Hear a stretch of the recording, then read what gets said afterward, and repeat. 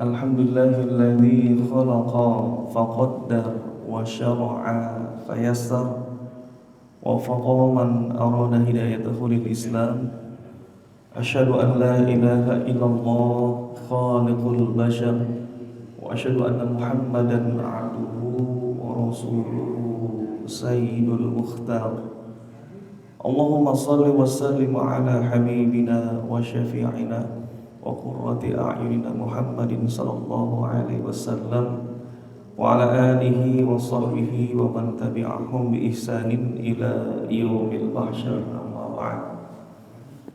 Hadratal muhtaramin, para asatidz, para tokoh, para hujjaj, para sesepuh, bil khusus pengurus Masjid Al-Mujahidin, bapak-bapak jamaah Masjid Al-Mujahidin yang insya Allah pada kesempatan subuh hari ini mudah-mudahan kita semua diridhoi dan dirahmati Allah Subhanahu wa ta'ala. Alhamdulillah, di subuh hari ini Allah Subhanahu wa ta'ala memudahkan langkah kaki kita, membukakan pintu hati kita untuk sholat subuh berjamaah.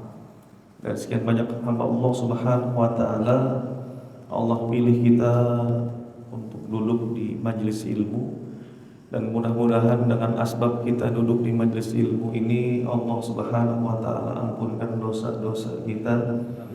Allah jadikan sebagai mawazinul hasanat, timbangan kebaikan di yaumul mizan, dan menjadi asbab Allah turunkan hidayah petunjuk kepada keluarga kita, anak istri dan keturunan kita menjadi anak yang saleh dan saleh. Amin ya rabbal alamin. Melanjutkan kajian kita di dalam kitab Majmu' Syarhul Muhadzab di Kitabul Janazah, bab tentang jenazah. Imam Nawawi mengawali bab jenazah ini dengan memberikan istilah kematian, yaitu al-maut. Maut artinya mufaraqatur ruhul jasad, mufaraqatur ruhi al-jasad. Jadi berpisahnya ruh dari jasad. Maka yang namanya kematian itu dikatakan wa yastawi fi mayyitin wa mayyit, sama walam yuqal walam yaqul mayyita. Kemudian juga lil mudzakkar wal muannats. Muannats itu artinya untuk gender female, tidak dikatakan mayyita. Jadi kalau kita sholat mayyit, bapak niat sholat mayyit. Ada yang mengatakan niatnya usolli ala hadzal mayyiti, untuk laki-laki, karena hada Indonesia nggak punya jenis gender. Kalau misalkan laki perempuan ya nggak ada, ini itu sama ya. Kalau bahasa Arab agak repot itu. Ini laki-laki hada, ini perempuan hadhihi. Jadi niatnya musalli ala hadhil perempuan, mayit atau mayitati. Ada yang mengatakan mau laki-laki mau perempuan tetap namanya mayit. Tapi sebagian ulama katakan mayitah, karena dalam Al-Quran dikatakan al-ardul mayitah, itu bumi yang mati. Bumi itu dia termasuk gendernya, kalau dalam bahasa Arab female, perempuan, karena dia pasangan.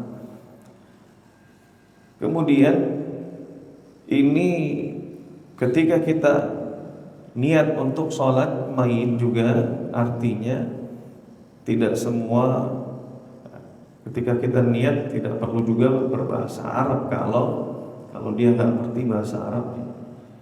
Niat untuk sholat mayit laki-laki karena Allah. Berapa rakaat?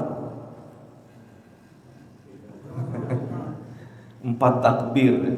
Jadi nggak ada rakaatnya. Jangan sampai ada rakaatnya kalau sholat mayit. Tambah lagi sujud. Ada yang menyolatkan mayit sampai ruku dan sujud. Alasannya apa? Karena mayit ini banyak dosa. Tambahin jadi ruku dan sujud. Dan ini terjadi itu waktu Covid itu ada itu videonya, bagian kesehatannya memandikan mayit. Ini juga perlu kita pelajari. Kemudian Imam An-Nawawi mengawali dengan pembukaan dalam kitab jenazah ini. Qala al-musannif yustahabbu likulli ahad an yukthira dzikral maut. Kita semua ini dianjurkan untuk memperbanyak mengingat kematian. Dari Abdullah ibnu Mas'ud bahwa Rasulullah sallallahu alaihi wasallam bersabda, qala li ashabihi, jadi kata Rasulullah, istahyu minallahi haqqal haya. Nabi memberikan nasihat kepada para sahabatnya, istahyu minallahi haqqal haya.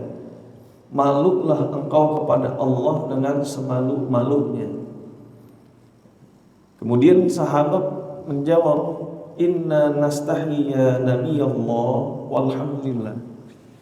Kalau kita sih sudah malu sama Allah.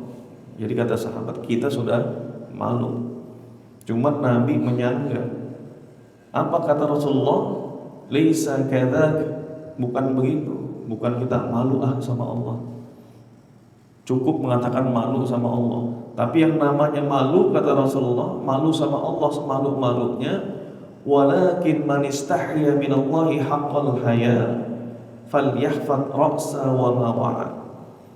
Kalau ente beneran malu sama Allah, hendaklah engkau menjaga kepala dan isinya.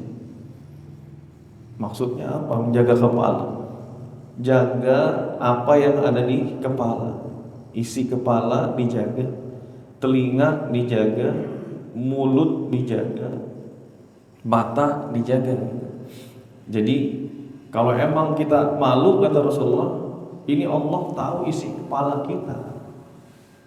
Kalau kita hasad sama orang, Allah tahu. Tipe-tipe orang hasad itu kan katanya apa? SMS, senang melihat orang susah, susah melihat orang senang. Tetangganya beli mobil baru, istrinya panas dingin. Gara-gara tetangga beli mobil. Artinya orang dapat rezeki, dia yang kesulitan. Sulit melihat orang senang, senang melihat orang sulit. Dan Allah tahu itu isi kepala kita begitu. Maka harus katanya malu. Kita jalan ke pasar, matanya nggak terjaga, maka kata Allah, Allahu ya'lamu kha'inatal a'yun. Allah mengetahui mata yang berkhianat. Malu karena Allah tahu isi kepala kita. Bayangkan Pak, 24 jam kita diawasi, isi kepalanya aja Allah tahu. Kadang-kadang kita lupa itu. Kita mau niat jahat sama orang, malu. Karena apa? Allah tahu isi kepala kita. Maka kalau malu sama Allah semalu-malunya, katanya Jaga kepala, jaga apa yang diisi kepala kita. Lisan juga dijaga. Kalau engkau malu sama Allah, jaga juga lisan. Karena Nabi ditanya, su'ila an aktsari ma yudkhilun nasan nar. Ya Rasulullah, apa yang paling banyak menyebabkan manusia masuk ke dalam api neraka? Kata Rasulullah, al-famu wal faraj. Lisan, mulut dan kemaluan. Jadi ini pesan Rasulullah diawali dari kitab ini, mengingat banyak kematian dan malu sama Allah. Kemudian wal yahfad baton. Yang kedua, kalau malu sama Allah, kata Rasulullah, jaga isi perut.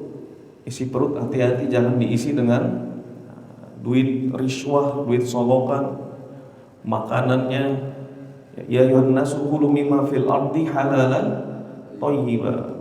Makanan yang baik-baik, isi makanan yang baik-baik, halal juga thayyib, bukan sekedar diperbolehkan tapi juga thayyib. Ini kan makan kita kadang-kadang nggak dijaga, padahal perintah Islam apa? Thayyibah, makan yang benar gitu, yang baik-baik. Cuman kadang-kadang yang nggak baik-baik itu enak. Pagi nasi uduk campur bakwan, tinggalan nggak bakwan Pak? Pasti ada itu ya, tambahan bakwannya baik. Gorengannya pagi-pagi orang Indonesia begitu, langsung makan berat, sehari 3 kali nasi semua. Orang luar paling makan, ada sebagian yang cuman ngopi doang. Maka kita sebagai orang Indonesia ini banyak makanan yang sebenarnya halal tapi kurang thayyib. Jadi perlu juga sekedar bukan hanya sekedar makan, tapi juga cari yang baik-baik, halal dan thayyib. Wal yahfad baton. Kemudian caranya juga mengisi perut itu dengan cara yang halal, mendapatkan makanannya. Hati-hati, jangan sampai hasil dari uang nyogok. Ada tukang bubur di sini, kenal ya? Biasa si Latif itu. Nah, itu bubur Madura. Saya udah lama gak ngeliat tuh. Sekali-sekali lihat, dari mana tuh baru tumben baru kelihatan lagi. Wah, saya kerja, jadi berhenti jadi tukang bubur. Mungkin mau naik haji. Dia kerja cuma berapa bulan. Setelah itu dia bilang, wah gak beres katanya kerjanya. Banyakan enak sih kata dia, duitnya cuma dapat amplopnya sering. Amplop sogokan katanya. Saya nggak sebutin jenis kerjanya. Akhirnya kata dia lebih baik mau jualan bubur katanya. Enak deh, tenang katanya. Nggak ada yang ngegerem dalam hati tuh, dia nggak berat. Dan alhamdulillah kalau bapak-bapak tahu itu anaknya pondokin semua itu. Pondokin sama dia. Sebagian udah lulus dari jualan bubur keliling. Ada lagi yang disampaikan kepada saya saat ini, Pak Ustadz, saya mah gak pengen haji. Kenapa? Masalahnya kata dia, ini uang banyak, uang dari yang masih gak jelas, uang panas katanya.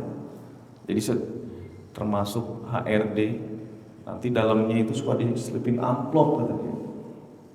Jadi kadang-kadang uang tambahannya itu lebih banyak daripada gajinya. Dia nggak mau naik haji, takut katanya. Itu ngerti juga. Maka kata Rasulullah, ar-rashi wal murtasi, yang nyogok dan disogok, nah ini dosanya nggak pakai dosa, langsung finnar, langsung masuk neraka. Ini hati-hati. Maka kalau malu sama Allah, wal yahfad batna wa ma hawa. Jaga isi perut. Isi perut dijaga, wa ma hawa. Wal yadhkuril mauta wal bila. Kalau engkau malu sama Allah, perbanyak mengingat kematian, wal bila, dan jasad yang akan hancur. mati dimakan cacing. Ini ada orang keluar dari salon kecantikan, klinik kesehatan, apa turun itu, bilnya 100 juta. Masya Allah. Buat fisik yang kata Rasulullah, wal yadhkuril mauta wal bila, hendaklah engkau mengingat kematian dan kehancuran jasad. Jasad ini kan bakalan hancur. Cuman persiapannya aja untuk jasad yang bakal dimakan cacing sampai ratusan juta per bulan. Per bulan, Mbak. Bayangin. Ada orang yang 2 juta aja gaji nggak nyampe. Ini untuk belum suntiknya, suntik vitaminnya, vitamin C, kolagen, keluar kinclong. Makanya kadang suka bingung, ini orang kok muka kayak bayi sih. Beda ternyata ya, perawatannya sampai puluhan juta, sampai tembus ratusan juta. Maka kata Rasulullah, wal yadhkuril mauta wal bila, kalau malu sama Allah, hendaklah engkau banyak mengingat kematian, wal bila, dan kehancuran tubuhnya. Wa man aradal akhirah, barang siapa menginginkan akhirat, taraka zinatad dunya, hendaknya dia meninggalkan perhiasan dunia. Bukan berarti meninggalkan dunia, tapi hubud dunya. Karena ada orang miskin hubud dunya, orang kaya punya rumah, punya mobil, punya harta, punya pangkat, tapi dia enggak hubud dunia. Banyak. Alhamdulillah kalau setiap waktu adzan, walaupun bawahnya Alphard, tapi melipir dia ke masjid. Ada orang nggak punya, waktu adzan catur lanjut. Nah, itu hubud dunia. Main bola, biasanya kan kalau kita belnya itu waktu maghrib, adzan itu berarti pertandingan selesai kalau main bola. Ada yang masih lanjut. Nah, ini berarti dia hubud dunia. Wa man fa'ala dzalika, maka barang siapa yang dia mampu menjaga isi kepalanya, kemudian dia jaga isi perutnya, kemudian dia banyak mengingat kematian, faqad istahya minallahi haqqal haya, maka dia malu sama Allah semalu-malunya. Berarti dia malu kepada Allah semalu-malunya. Begitu.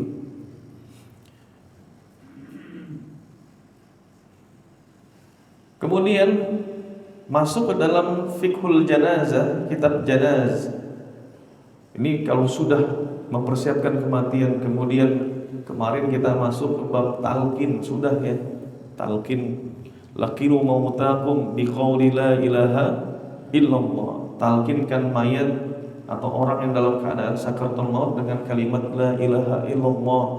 Kemudian cara mentalkinkannya, kalau sudah disebutkan oleh si mayit, calon mayit, kalimat la ilaha illallah, maka cukup.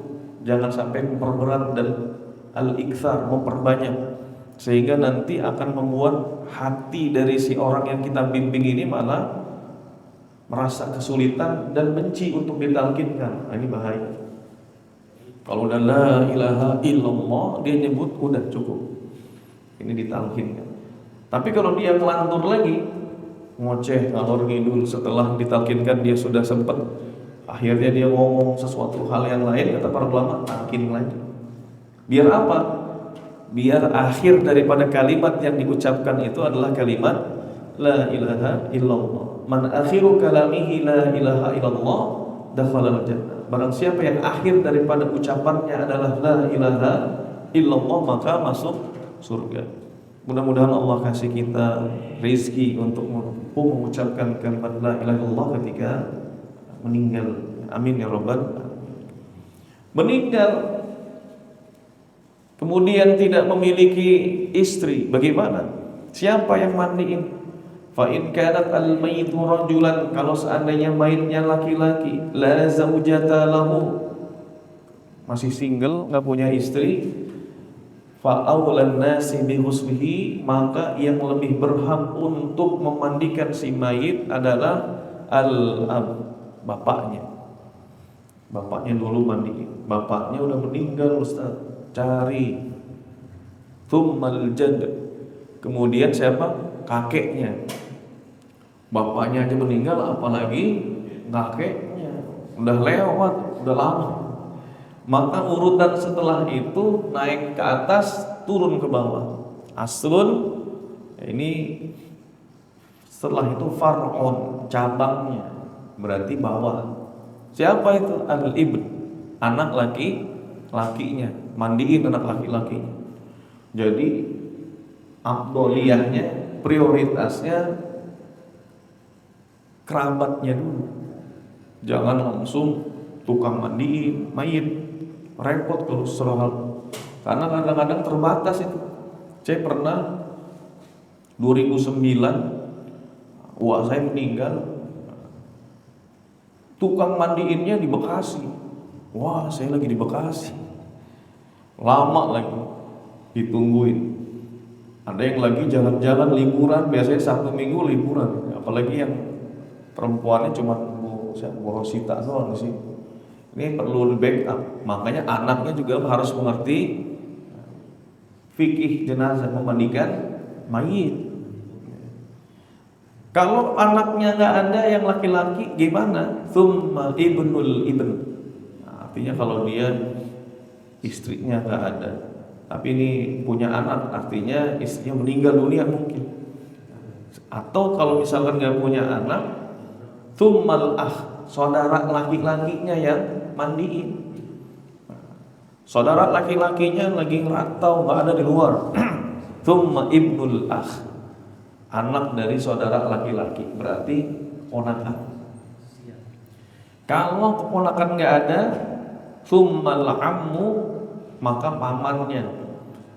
Kalau orang Arab, paman tuh yang namanya am, berarti dia dari pihak bapak. Karena kalau di kita mau dari pihak bapak mau pihak ibu, paman sama aja, uang. Jadi di Arab yang namanya am berarti dia paman dari saudara bapak kita. Kalau saudara dari ibu kita namanya kholun, khol. Kalau bibi dari pihak bapak namanya ammah. Tapi kalau dari pihak ibu namanya kholah. Jadi lebih kuat nanti yang memandikan dari siapa? Dari pihak bapak, pamannya tuh, uangnya. Tsumma ibnul am. Kalau pamannya juga nggak ada, sudah meninggal, maka ibnul am, anak paman, sepupu, ya, sepupu laki-laki. Kenapa mereka? Li'annahum ahaqqu bis-shalah. Karena yang namanya tadi disebutkan itu, pertama mereka asobat, ahli waris laki-laki, dan mereka lebih berhak untuk menyolatkan. Makanya di muhajirin biasanya paguyuban mempersilahkan itu. Ada di sini kerabatnya yang mau mensolati mayit, ini pada diam semua. Nggak ada yang mau maju ke depan. Anaknya ada, anaknya ngumpet. Saya ada ketua DKM cerita ke saya, dia nyolatin, ditanya, anaknya ada anaknya? Di luar Ustaz. Di luar, ngapain? Itu lagi nungguin motor-motor teman-temannya di situ, megang bendera. Ya, megang bendera dong. Orang tuanya meninggal, bukan nyolatin, malah megang bendera. Disuruh masuk, suruh ngimamin, apalagi orang sholat juga enggak di luar. Iya, aman, bagaimana? Ini bagaimana? Padahal seharusnya dia yang maju ke depan. Bapaknya, kalau bapaknya nggak ada, anaknya yang nyolatin, anaknya. Jangan takut nggak bisa, nggak apa-apa. Emang harus bisa itu. Ada yang saya tanya, saya coba tuh. Sholat sholat jenazah itu empat takbir. Takbir pertama apa? Ya, takbir pertama Al-Fatihah, alhamdulillah langsung benar ya. Saya tanya jemaah, takbir pertama apa? Subhanallah, alhamdulillah, la ilaha illallah. Itu takbir yang tertulis. Takbirnya waktu Idul Fitri kata saya, namanya takbir Jawaid. Subhanallah, alhamdulillah. Ini ngarang-ngarang, jangan sampai takbir pertama subhanallah, takbir kedua subhanallah walhamdulillah, takbir ketiga subhanallah walhamdulillah wala ilaha illallah Allahu akbar lagi. Kata saya, ini beneran ini setiap sholat mayit begitu Pak? Jadi takbir pertama gimana? Baca Al-Fatihah, Allahu akbar. Takbir kedua baca sholawat kepada Nabi sampai innaka hamidum majid. Minimal baca sholawat sama Nabi, Allahumma sholli ala Muhammad. Selesai.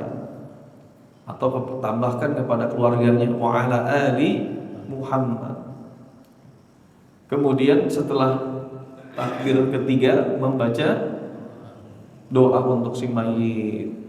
Mayitnya laki-laki perempuan. Maka biasanya nanti ustadznya yang mau nyolatin kasih tahu.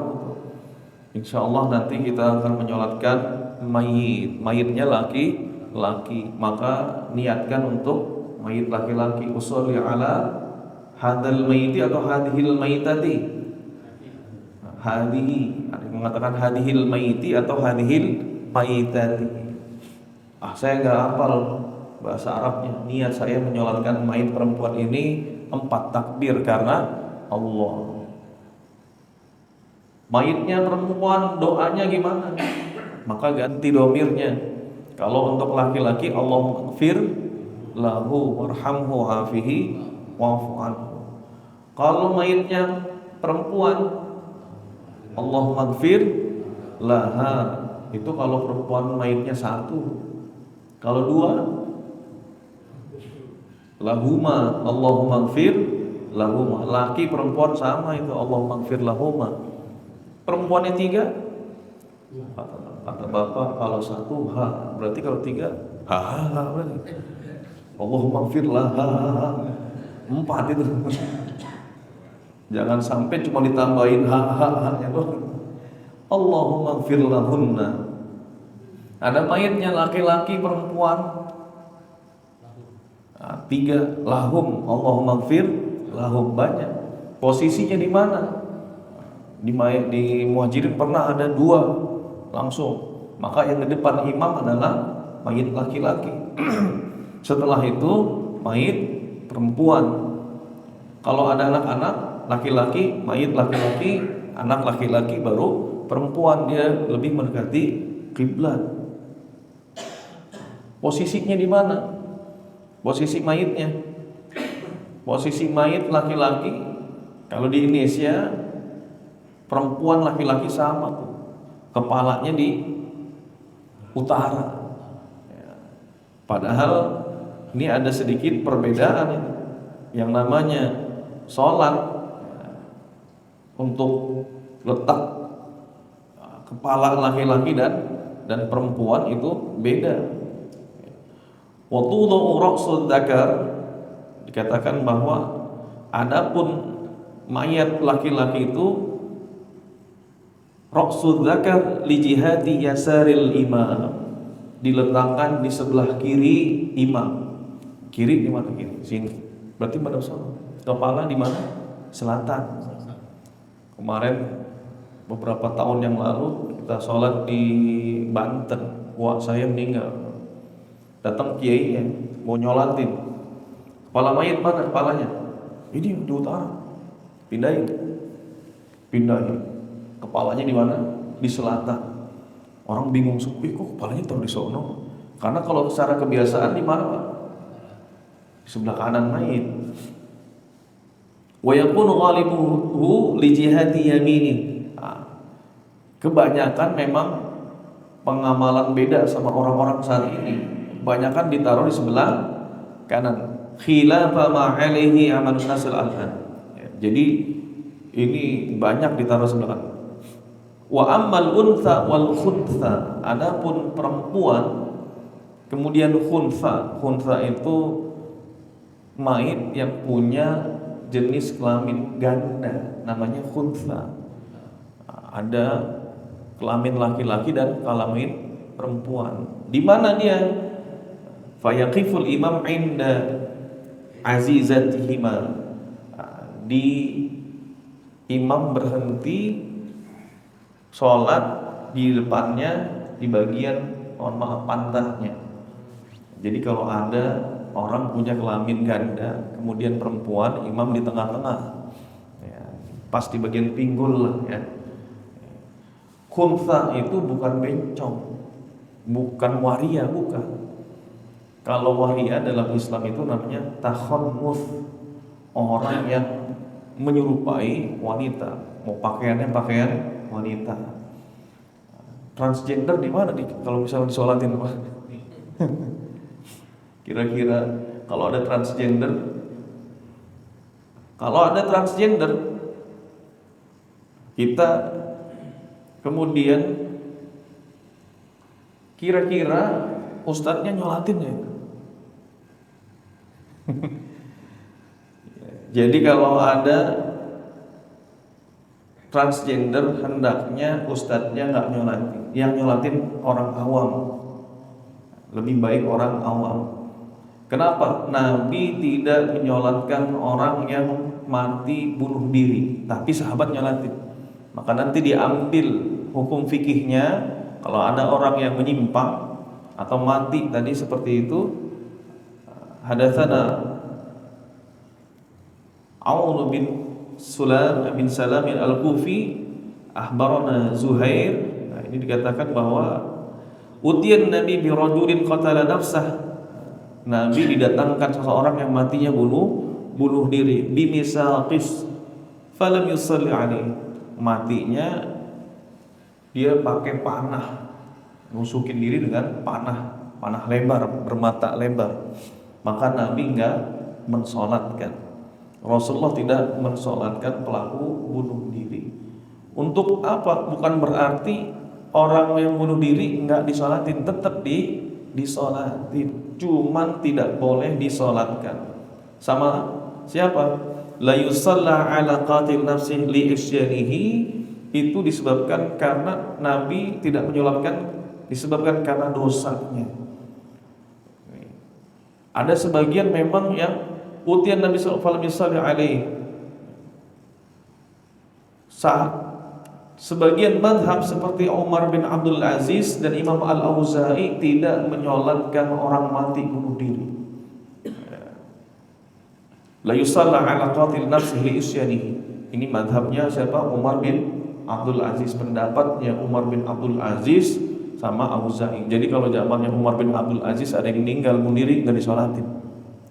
Tapi waqala al-Hasan wan Nakhai, kemudian juga Imam An-Nakhai wa Qatadah wa Malik, Imam Malik wa Abi Hanifah dan Imam Abu Hanifah wa Syafi'i, Imam Syafi'i wa jamaahirul ulama, mayoritas ulama yusalla alaihi, hukumnya disolatkan.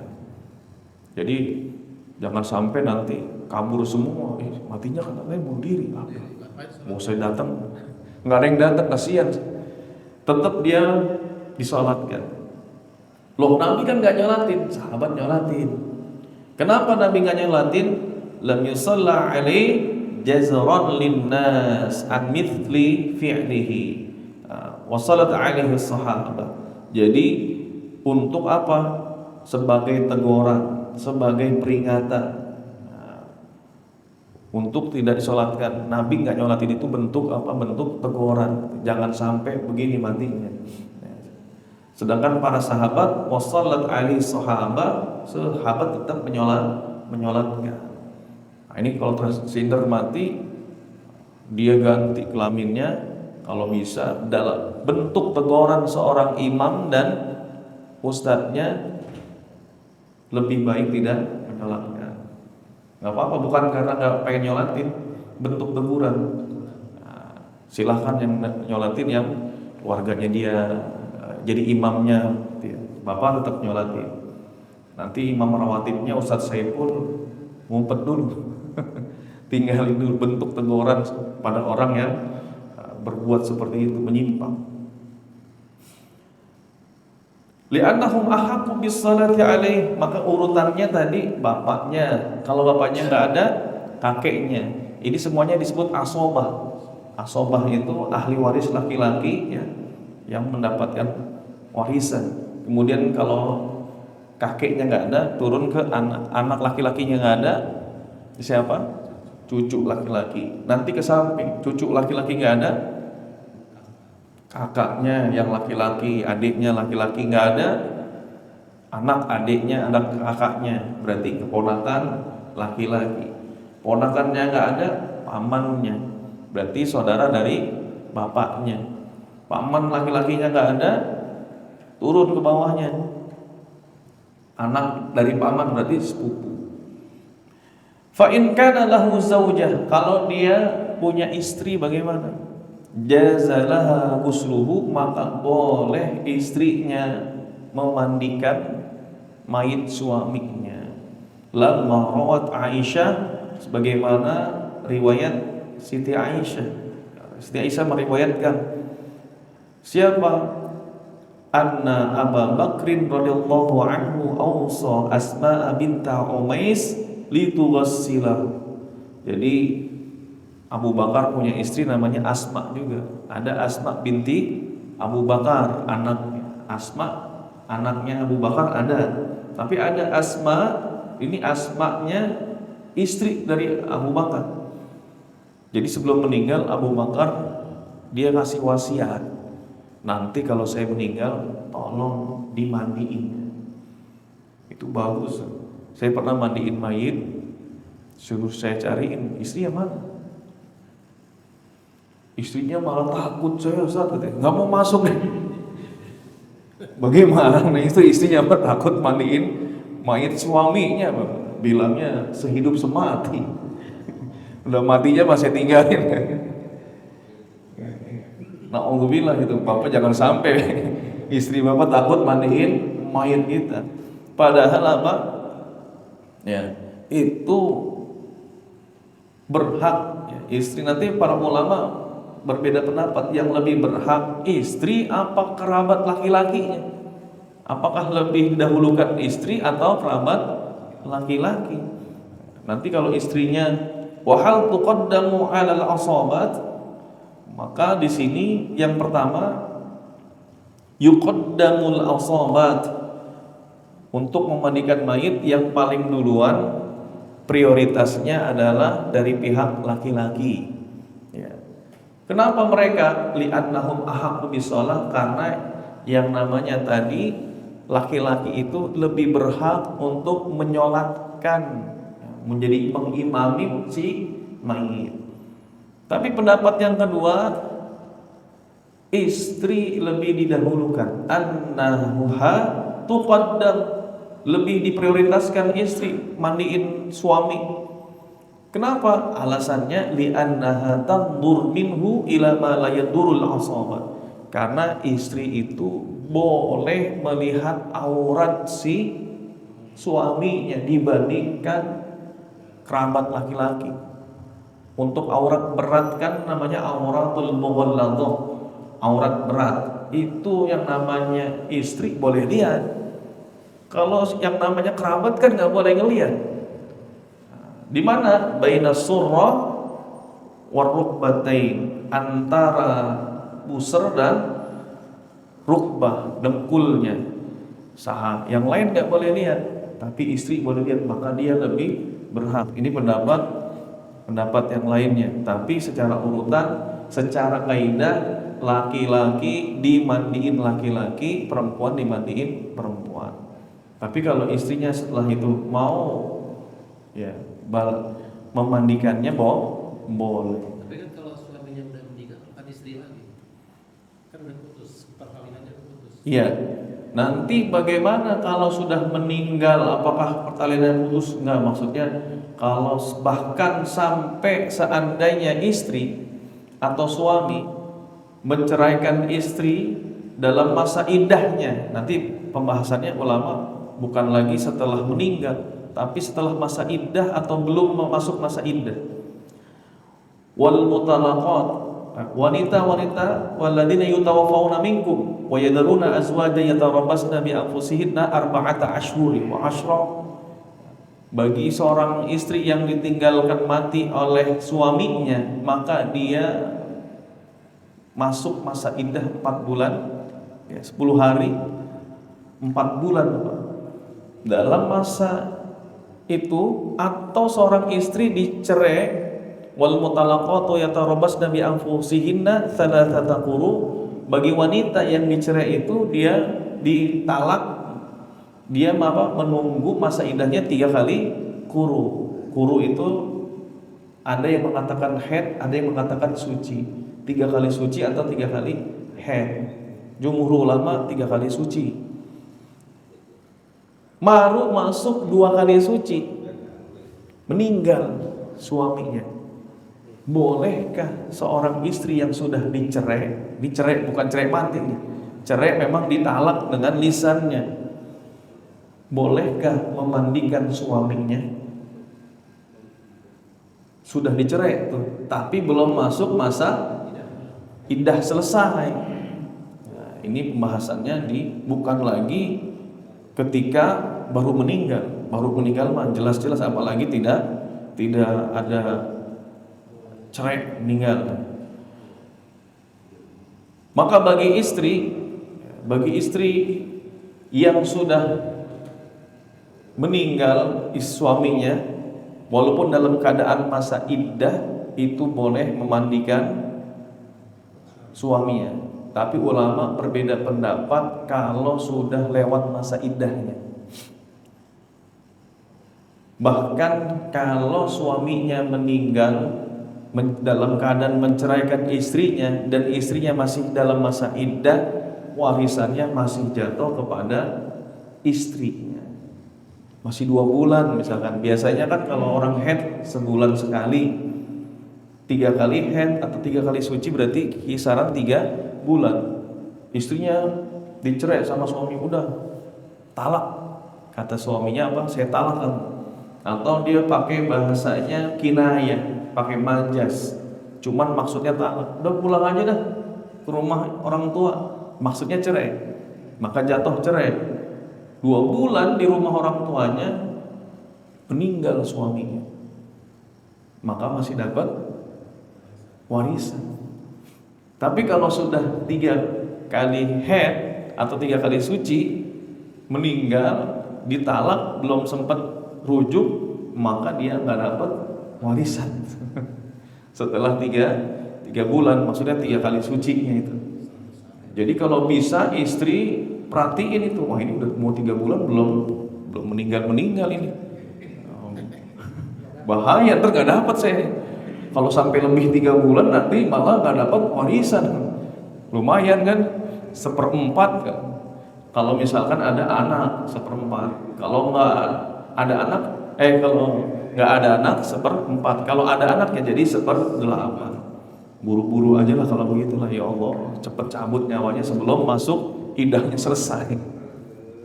Nah, tapi diracunin nggak boleh, nggak dapat. Mahrum namanya. Nanti dia jadi haram. Ada mahrum, ada mahjub. Dalam istilah warisan ada yang terlarang, ada yang terhijab. Terhijab, tertutup karena ada yang lebih berhak mendapatkan waris. Contoh, keponakan tertutup sama pamannya. Nah, ini tertutup. Saudara laki-laki tertutup sama anak laki-laki, namanya mahjub. Tapi ada yang mahrum, diharamkan. Siapa? Al-kafir. La yarisul muslimul kafira walal kafirul muslimah. Tidaklah seorang muslim mewariskan hartanya kepada ahli warisnya yang kafir, dan tidaklah seorang kafir mewariskan hartanya kepada orang muslim. Cuman yang kedua, ulama beda pendapat. Kalau kerabatnya yang kafir, mohon maaf, bapaknya non muslim atau anaknya non muslim, sebagian ulama tetap membolehkan kita mendapatkan warisannya. Kenapa? Karena Islam dianggap lebih mulia, jadi tetap dapat. Yang nggak dapat kalau ahli warisnya non muslim, terhalang. Kemudian al-qatil, yang ngebunuh biar cepat dapat warisan, sama nggak dapat juga dia, terhalang. Mahrum namanya, haram mendapatkan warisan. Ketahuan di pengadilan, ternyata dikasih racun tikus suaminya biar dia dapat warisan, maka haram, nggak dapat. Jadi nggak dapat dia. Nah, itu permasalahan untuk yang menyolatkan mayit laki-laki atau yang punya istri ataupun tidak punya istri. Sekarang kalau seandainya ini memang namanya fikih, kadang-kadang ulama masya Allah ya, bikin hal-hal yang kadang-kadang tidak terprediksi oleh kita ya. Sudah dipikirkan. Wa ila mata tughassal jauzaha, sampai kapan dia diperbolehkan ya, untuk dimandikan, sampai kapan istri boleh memandikan jenazah suaminya? Pendapat yang pertama, ini ada 3 pendapat. Tughassiluhu abadan, boleh sepanjang hidup dia memandikan suaminya. Jadi suaminya kapanpun, tidak terbatas. Yang pendapat pertama, istri boleh memandikan suaminya hatta wa in qadat iddatuha, seandainya iddahnya selesai, sudah dicerai, iddahnya sudah selesai juga. Biwad'il haml, misalkan, atau masa iddah setelah melahirkan. Jadi masa iddahnya seorang wanita yang dicerai itu kalau dia dalam keadaan hamil, sampai kapan iddahnya? Sampai keluar anaknya. Nah, itu masa iddahnya dia selesai. Dicerai dalam keadaan hamil, meninggal suaminya, tetap boleh memandikan. Li'annahu haqqun tsabit, karena itu hak yang tetap untuk laha. Fala yasqutu bi syai'in min dzalika, maka tidak hilang begitu saja. Ini sebagian begitu. Kemudian ada yang mengatakan masa iddahnya selesai, dia nggak boleh mandiin. Kalau sudah lewat masa iddah nggak boleh memandikan. Nah, ini termasuk beberapa pendapat. Laha ghusluhu ma lam tatajawwaz, dia boleh mandiin suaminya selagi dia belum nikah lagi. Jadi kalau dia belum nikah lagi, masih walaupun sudah dicerai tapi masih sendirian, boleh. Tapi kalau udah nikah lagi, udah istri orang, jangan mandiin mantan suami, nggak beres, nggak boleh. Kemudian laha ghusluhu ma lam tanqadul iddah, yang pendapat ketiga, boleh memandikan suaminya sebelum masa iddahnya selesai. Jadi ini pendapat yang ketiga. Jadi kalau tadi pertanyaannya bagaimana setelah meninggal, jangankan setelah meninggal, setelah masa iddahnya saja ulama ada yang membolehkan, ada yang tidak membolehkan. Kalau misal, mohon maaf, kalau suaminya istiqomah. Apa istiqomah? Istri 3 dikontrakin rumah, artinya istrinya banyak dia. Sekarang kalau istrinya dia banyak, walau kana lahu zaujatani fa aktsar, ini repot ini. Gimana kalau istrinya semuanya pengen mandiin? Wa tanaza'na fi ghuslihi, rebutan pengen mandiin suaminya pria idaman, sampai 3-3-nya pengen mandiin. Maka uqri'a bainahunna bila khilaf, hendaknya diundi. Jadi istri 1, istri 2, istri 3 masukin ke gelas, kocok, keluar siapa? Itu dia. Nah, istri kedua. Jadi jangan sampai ribut. Istri pertama bilang ini dari susahnya sampai senangnya gue yang nemenin, lu mah cuma pada senangnya doang. Istri kedua. Atau dibagi 3 aja. Bagi 3 kepala, tangan, kaki. Dibagi 3 bagaimana? Iya. Tapi yang lebih prioritas tadi siapa? Yang kalau keluar itu. Sama ketika punya istri 2, nah ini juga nggak boleh bareng-bareng berhubungan badannya. Satu-satu. Mentang-mentang ini kan halal semuanya, nggak boleh. Ya, jadi mandi ini bagaimana? Mandikan, tetap, kemudian tetap dihormati si mayitnya, ditutup auratnya. Ini saya pernah mandikan di rumah sakit pelabuhan. Wah, saya Pak D saya. Terus anak laki-lakinya sama saya. Datanglah si tukang mandiin itu. Jadi mungkin yang namanya rumah sakit udah punya kerjasama ya sama tukang mandiin mayit. Datang, kata saya, kemana penutupnya ini? penuh, nggak pakai ditutup itu. Biasa. Iya, kalau misalkan orang mayit yang mandiin mayit itu harus orang yang amanah. Jangan sampai nanti keluar dia bilang, ini nggak boleh itu, airnya terlalu kecil katanya. Jangan, dia harus orang yang amanah. Nggak boleh, mulutnya harus terjaga. Makanya diprioritaskan kerabat terdekat. Kenapa bukan orang lain? Biar apa? Biar aibnya tidak diceritakan. Nanti ada biru-birunya dikit nih, ayah mayitnya kayaknya diazab sama Allah. Emang kenapa? Cerita air biru-biru gitu. Punggungnya biru-biru, orang matinya karena jantung, ya biru. Ini kan bahaya begitu, mayitnya bau. Nah, ini kayaknya sih su'ul khotimah nih orang, nggak boleh. Kata Imam An-Nawawi, walaupun kita melihat itu kita nggak boleh bersuudzon nih mayit su'ul khotimah. Ada yang angkat kerandanya berat banget, padahal kayaknya kurus orang, kok ini berat nih. Ini kayaknya nih kan. Akhirnya bilang-bilang su'ul khotimah kayaknya, mayitnya diazab. Jatuh dari keranda. Nah, ini juga nggak boleh.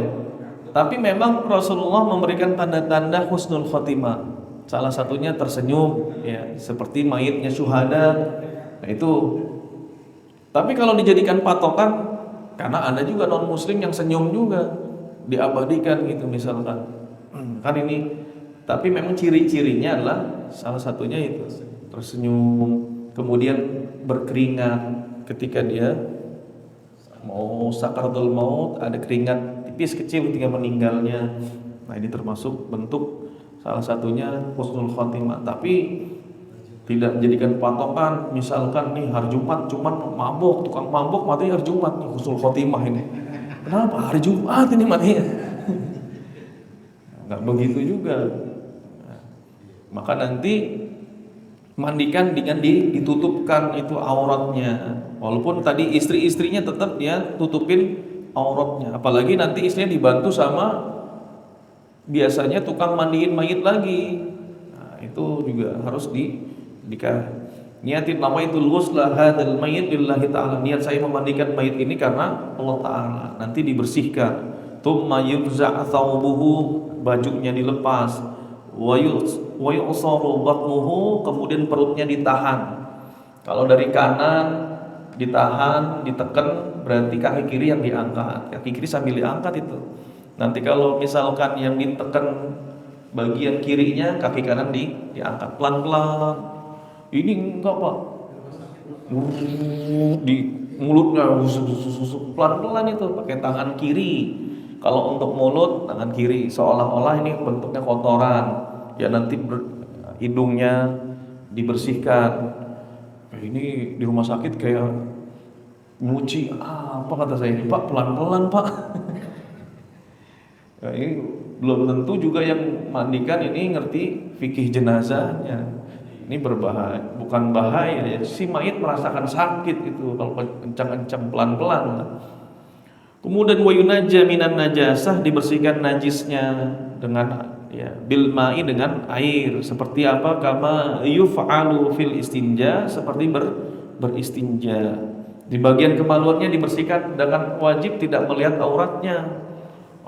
Nanti ini dibersihin, ditutup dan tidak boleh melihat. Jadi dan dia dianjurkan penutupnya itu bukan warna putih, batik ya. Karena kalau putih tembus itu kelihatan kan. Nah, ya. Jadi ya yang samar-samar ya diangkat itu. Kemudian wa istahabu an yutawadda lahu wudu as-shalah, diwudukan seperti wudunya salat. Wa yuqaddimu bil madmadah, didahulukan berkumur-kumur, wal istinsyaq, serta istinsaq. In lam yukhaf dararan, kalau tidak dikhawatirkan memberikan mudarat, boleh di istinsak dari sini. Tapi kalau enggak jangan. Nah, ini. Tsumma yughsal ra'suhu thalathan bisidr, kemudian lalu kepalanya dicuci 3 kali dengan daun bidara. Jadi dicampur, nanti ada daun bidaranya.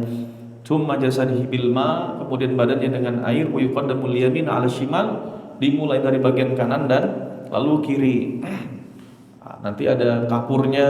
Nah, kapur ini bagian seperti formalinnya lah ya, untuk biar mayit tidak mudah hancur, tidak mudah bau. Ini dalam memandikan mayitnya. Wallahu a'lam alam. Masih kita lanjutkan sedikit. Udah suruh belum? Udah ya. Ya. Kemudian mahramnya terakhir. Mahramnya gimana? Lam yadhkur muslim an-nisa'al maharim. Jadi penulis kitab belum menuliskan mahramnya. Kalau mahram perempuannya gimana?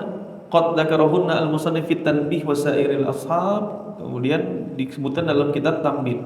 Yajuzu lin nisa'il maharim ghusluhu, boleh wanita mahramnya memandikannya. Wa hunna muakhkharat 'anil rijal, tapi mereka diakhirkan prioritasnya dari yang memandikan laki-laki, ya, kemudian juga dari istri terakhir itu.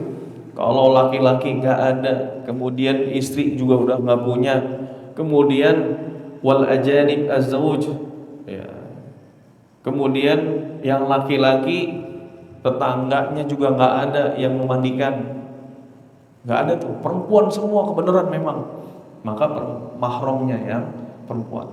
Kalau nggak ada mahram perempuan, nggak ada orang yang ada perempuan ajnabi yang bukan mahramnya, maka mayat ditayamumkan, nggak dimandiin sama perempuan, enggak.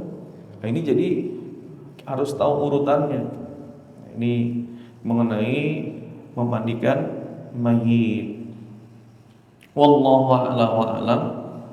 Ini saja mungkin yang dapat kami sampaikan. Kurang lebihnya mohon maaf atas segala kekurangan dan khilafan. Untuk jamaah yang ingin bertanya, kami persilahkan. Jika tidak, kita cukupkan sampai di sini. Ya. Boleh. Ya, silakan. Kalau orang meninggal itu selalu ditutup dengan baju kain batik, ya. Itu apakah ada riwayat bagaimana kalau orang meninggal itu ditutupnya harus pakai apa gitu? Iya. Karena selalu saya lihat dia di mana-mana pakai bahan dari batik. Apakah memang itu ada ketentuannya? Iya.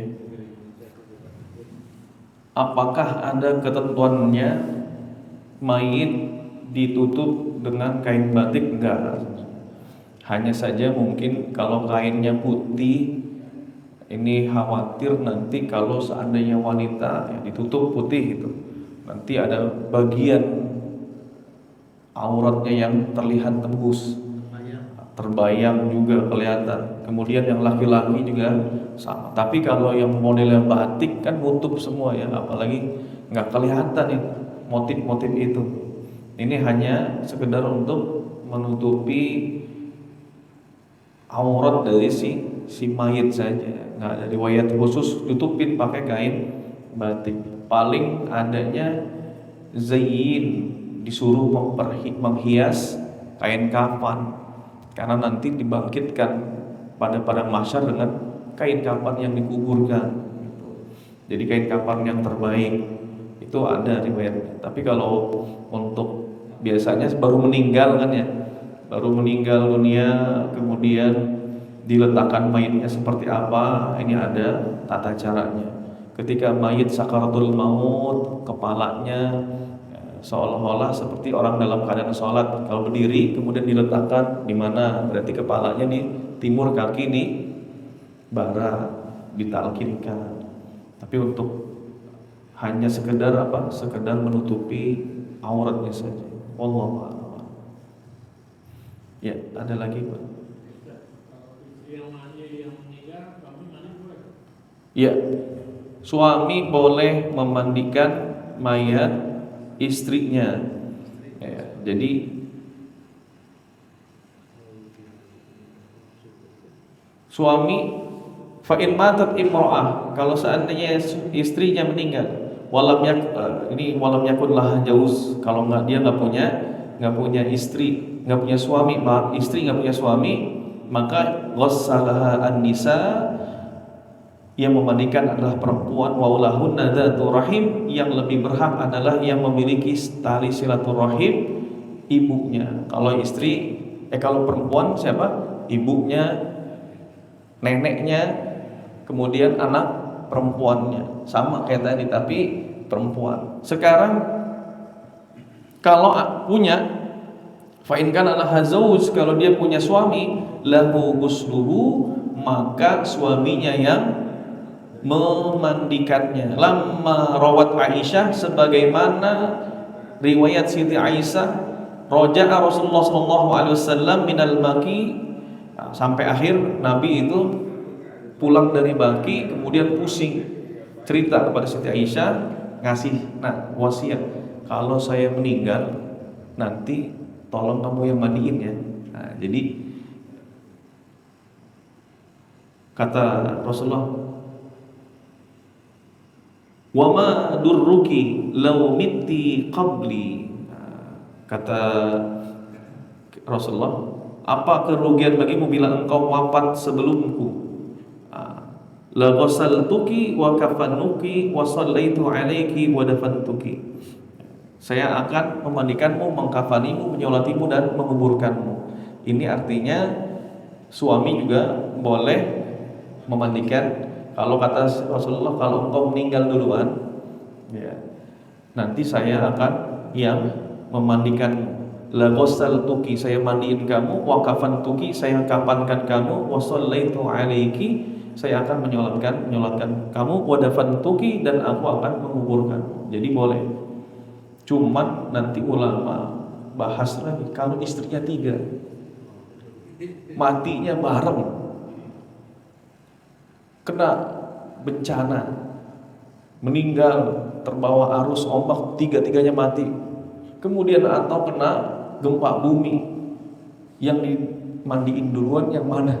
Istri pertama, istri kedua, apa istri ketiga? Istri ketiga dulu. Yang masih